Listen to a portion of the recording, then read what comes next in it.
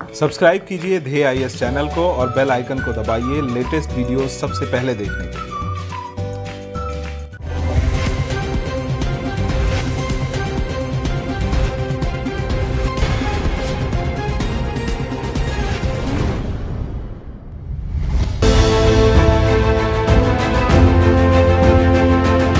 हाल ही में निर्वाचन आयोग ने मतदान केंद्रों पर पोलिंग एजेंट की नियुक्ति से जुड़े कुछ नए नियम जारी किए हैं।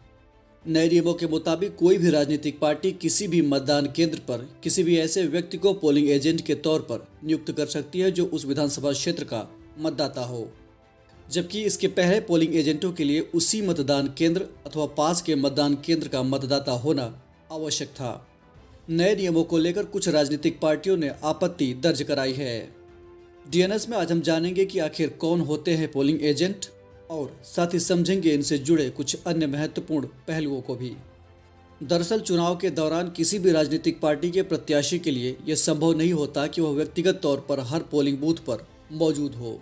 ऐसे में उस राजनीतिक पार्टी के प्रतिनिधि के तौर पर हर बूथ पर एक पोलिंग एजेंट की नियुक्ति की जाती है। निर्वाचन आयोग की अनुमति से ये पोलिंग एजेंट मतदान प्रक्रिया पर नजर रखता है।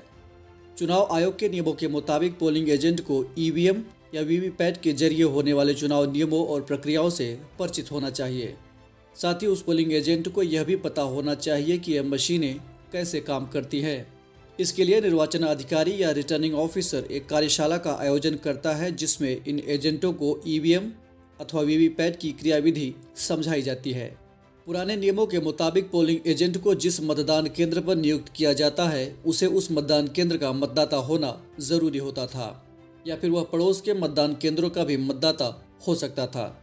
लेकिन नए नियमों के मुताबिक निर्वाचन आयोग ने राजनीतिक दलों को इस बात की अनुमति दे दी कि वह पूरे विधानसभा क्षेत्र से किसी भी ऐसे व्यक्ति को पोलिंग एजेंट के तौर पर नियुक्त कर सकती हैं जो उस विधानसभा क्षेत्र के किसी भी बूथ का मतदाता हो।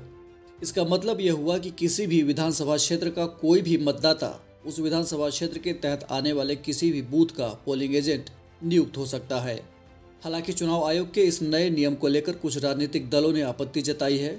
इन राजनीतिक पार्टियों का कहना है कि नए नियम से ऐसे राजनीतिक दलों को काफ़ी फायदा मिलेगा जो राज्य में संस्थागत तौर पर उतने मजबूत नहीं हैं। जबकि अपने नए नियमों के पक्ष में चुनाव आयोग का तर्क है कि कोरोना महामारी के इस दौर में कोई भी पोलिंग एजेंट किसी भी बूथ पर बैठने के लिए बड़ी मुश्किल से तैयार हो रहा है।